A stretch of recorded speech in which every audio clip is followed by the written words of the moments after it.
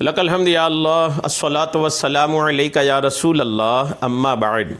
سلسلہ ہے تذکرہ اسلاف کا۔ اس مبارک بابرکت اور پر از رحمت سلسلے میں ہم اپنے اسلاف کا، اکابرین کا، بزرگوں کا ذکر خیر، ان کے یوم عرس اور یوم ولادت کی تاریخوں پر کرنے کی سعادتیں حاصل کرتے ہیں۔ آج جس عظیم شخصیت کا ہم ذکر خیر کرنے جا رہے ہیں وہ شخصیت ہیں شیر بیشائے سنت حضرت علامہ مولانا حشمت علی لکھنوی رحمۃ اللہ تعالی علیہ ہیں۔ آج آپ کا ذکر خیر ہم اس مناسبت سے کر رہے ہیں کہ محرم کی 8 تاریخ 1380 ہجری کو حضرت کا وصال ہوا تھا۔ آج بھی محرم کی 8 تاریخ ہے، 1443 ہجری ہے۔ محرم کی 8 تاریخ چونکہ حضرت کے عرس کی تاریخ ہے، اس مبارک عرس کی تاریخ پر ہم حضرت کی بارگاہ میں اپنے انداز میں اپنے چینل کے ذریعے آپ کی زندگی کے روشن باب ایک پیش کر کے ہم خراج عقیدت پیش کر رہے ہیں۔ آپ کی حیات کے ایک بہترین آپ کے جو اللہ تبارک و تعالیٰ کی عطیہ کے نعمت کے طور پر آپ کے پاس تھی، آپ کی حاضر جوابی، اس پر انشاءاللہ کچھ باتیں میں آپ کو پیش کرنے کی سعادتیں حاصل کروں گا۔ حاضر جوابی ایک زبردست ہنر ہے۔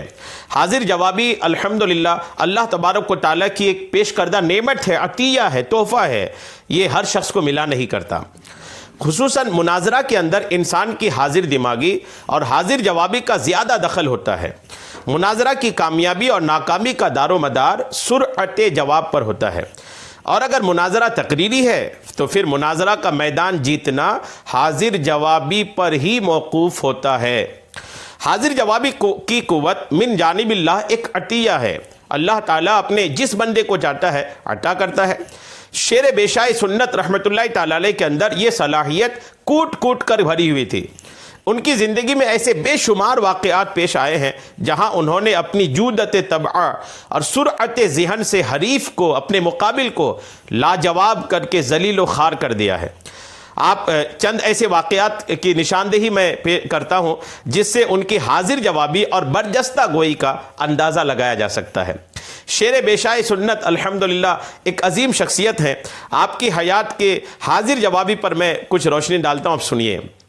ایک بار ادری ضلع اعظم گڑھ میں مولوی منظور سنبھلی سے مناظرہ ہو رہا تھا۔ مولوی منظور نے اظہار تعلی کے طور پر کہا، مولانا شیر بیشائے سنت، آج ایسے شخص سے آپ کا پالا پڑا ہے جس کے نام منظور اور مناظر کے عدد برابر ہیں، یعنی جس کے نام منظور ان کا نام تھا اور مناظر کے عدد برابر ہیں۔ اس سے آپ میری مناظرانہ صلاحیت کا اندازہ لگا سکتے ہیں۔ مولوی منظور سنبھلی نے اپنے طور پر شیر بیشائے سنت کو یہ بات کہی۔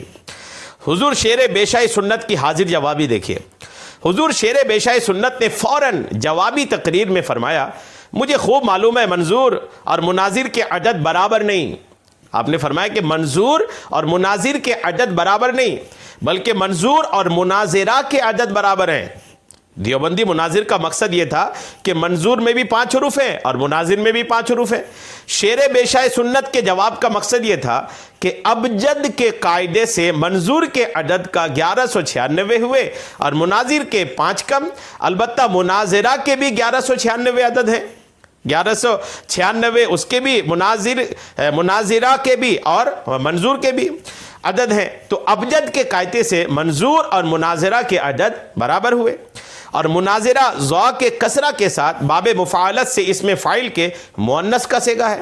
لہٰذا حضرت شیر بیشائے سنت نے فرمایا کہ تم مناظرہ تو کر سکتے ہو لیکن مناظر نہیں بن سکتے۔ اس لطیف طنز کو سن کر دیوبندی مناظر منظور سنبھلی جھینپ گیا اور لاجواب ہو گیا۔ یہ آپ کی حاضر جوابی دیکھیے کہ آپ اپنے حریف کو کس طریقے سے اپنے حاضر جوابی سے چپ کرا دیتے تھے، اور آپ کا جو حریف، آپ کا جو مقابل ہوتا تھا، الحمدللہ وہ ہکا بکا ہو کر کے رہ جاتا تھا۔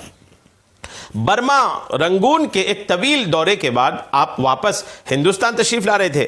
راستے میں ساتھیوں میں سے کسی نے کہا، حضور اگر آپ خدا نخواستہ وہابی ہوتے تو آپ کی باتوں کا کون جواب دیتا؟ آپ کی حاضر جوابی چونکہ مشہور تھی، تو کسی نے آپ سے پوچھ لیا، حضور خدا نخواستہ اگر آپ وہابی ہوتے تو آپ جو حاضر جواب ہیں تو آپ کی باتوں کا جواب کون دیتا؟ کس میں یہ سکت ہوتی کہ آپ کی باتوں کا جواب دیتا؟ حضرت شیر بیشائی سنت رحمۃ اللہ تعالی علیہ نے جب یہ سنا تو آپ کو جلال آ گیا اور فوراً فرمایا واللہ العظیم، خدا نہ خواستہ اگر حشمت علی وہابی ہوتا تو رب قدیر اس کی سرکوبی کے لیے ہزاروں حشمت علی پیدا فرما دیتا۔ یہ حاضر جوابی الحمدللہ۔ حضور سید العلماء مولانا آل مصطفیٰ علیہ رحمہ کا بیان ہے کہ بسڈیلا ضلع بستی کے مناظرے میں حضرت شیر بیشائی سنت علیہ رحمہ نے حسام الحرمین کی ایک عربی عبارت ادام اللہ برکاتہ پڑھی تو دیوبندی مولوی چیخ اٹھائے کہ مولانا آپ کو عربی بھی پڑھنا نہیں آتی، برکات ہی نہیں برکاتہ پڑھیے۔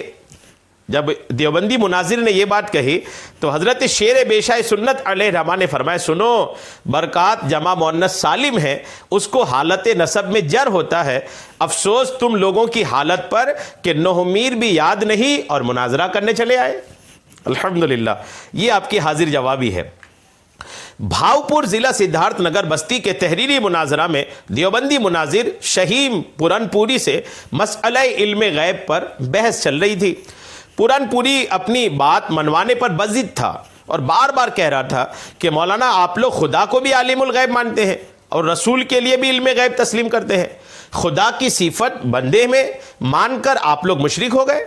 مظہر اعلیٰ حضرت شیر بیشائی سنت نے قرآن کریم اور احادیث مبارکہ و اقوال ائمہ سے ثابت فرما کر وہابی مناظر کو سمجھانے کی کوشش کی، مگر وہ ضد پر اڑا رہا۔ حضور شیر بیشائی سنت کو جلال آ گیا اور گرج کر کے جلال میں فرمایا ظالم بتا، اب میں تجھ سے پوچھتا ہوں کہ تو زندہ ہے یا مردہ؟ وہابی مناظر کہنے لگا کہ میں زندہ ہوں۔ آپ نے فرمایا اور تیرا خدا مردہ ہے یا زندہ؟ تو کہا خدا تو زندہ ہے۔ فرمایا یہ کیسے، تو بھی زندہ اور تیرا خدا بھی زندہ؟ خدا کی صفت اپنے لیے مان کر تو اپنے ہی قول سے مشرک ہو گیا۔ اب وہ جو دیوبندی مناظر تھا بدحواسی کے عالم میں وہابی مناظر کہنے لگا کہ نہیں مولانا سنیے، میرا خدا زندہ ہے مگر میں مردہ ہوں۔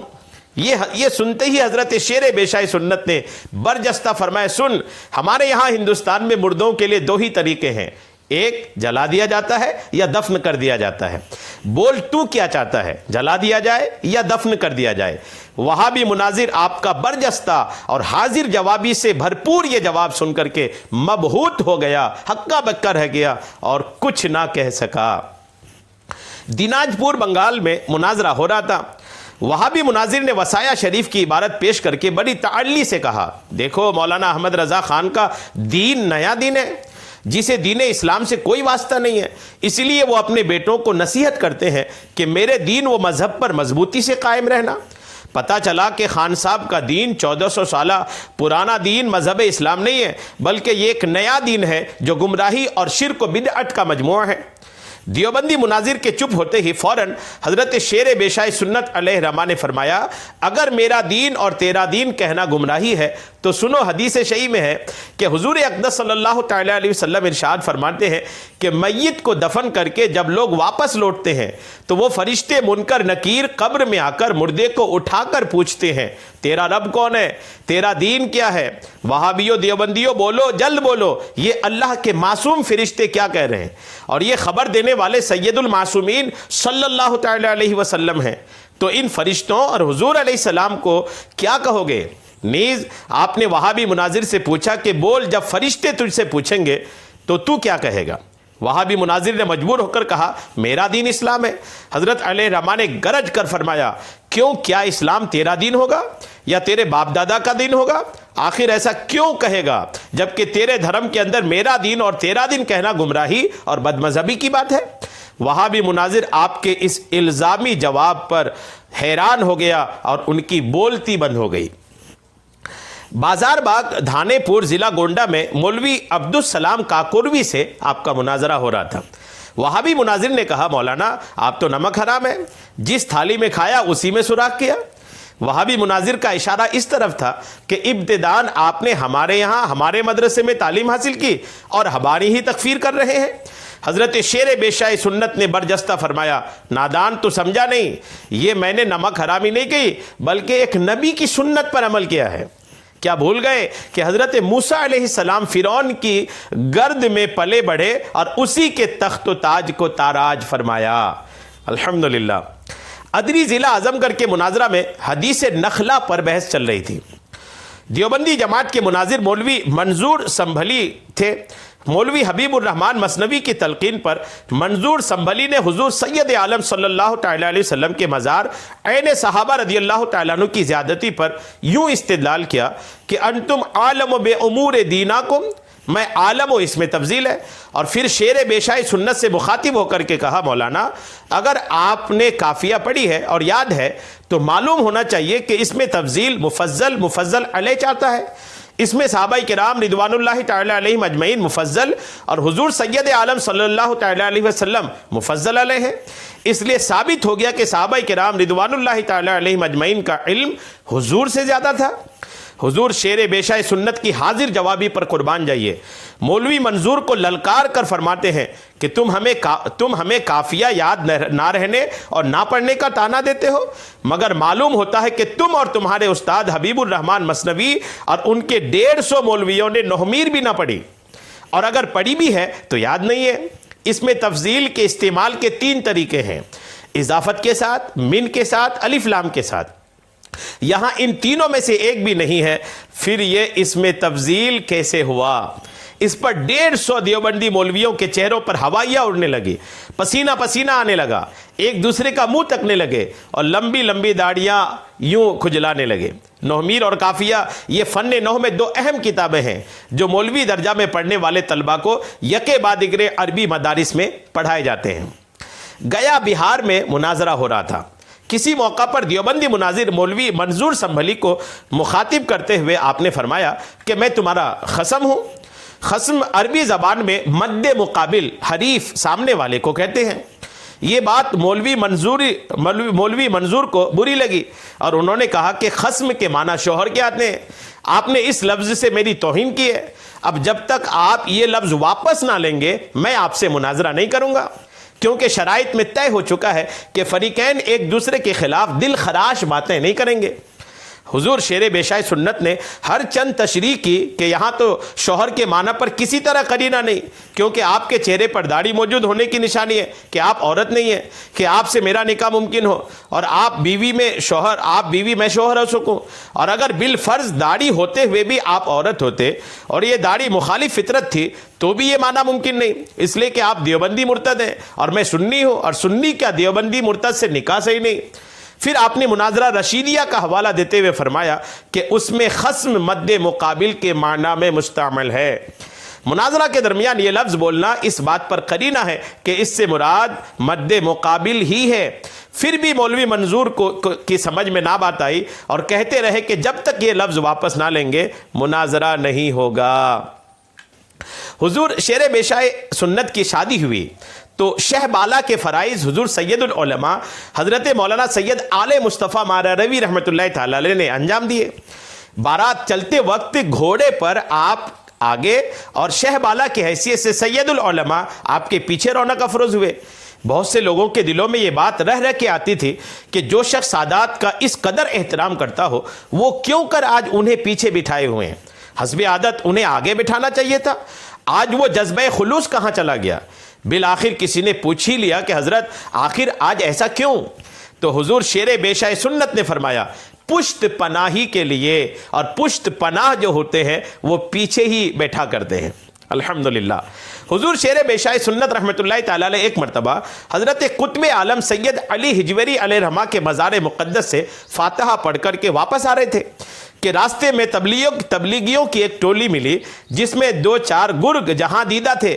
وہ پوچھ بیٹھے کہ تبلیغی کہیے مولانا کہاں کا رخصت سفر ہے، کہاں کا رخت سفر ہے، کیا نام ہے، کہاں سے تشریف لا رہے ہیں؟ شعر بیشائے سنت نے فرمایا پیلی بھیت میرا مکان ہے، حشمت علی میرا نام ہے، حضرت سید علی ہجویری کے مزار مقدس سے فاتحہ پڑھ کر اپنے گھر جا رہا ہوں۔ تبلیغی نے پوچھا مولانا وہاں تو جنتی دروازہ ہے، سنا ہے جو گزرتے ہیں جنتی ہو جاتے ہیں، آپ گزرے ہیں یا نہیں؟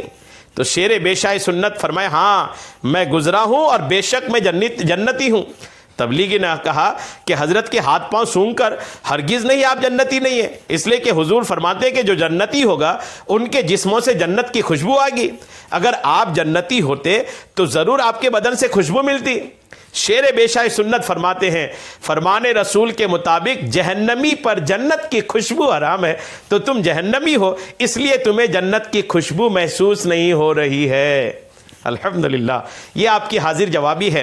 اللہ تبارک تعالی حضرت کے مرکز انور پر خوب خوب رحمتوں کا نزول فرمائے۔ محرم الحرام کی 8 تاریخ حضرت کے عرس کی تاریخ ہے۔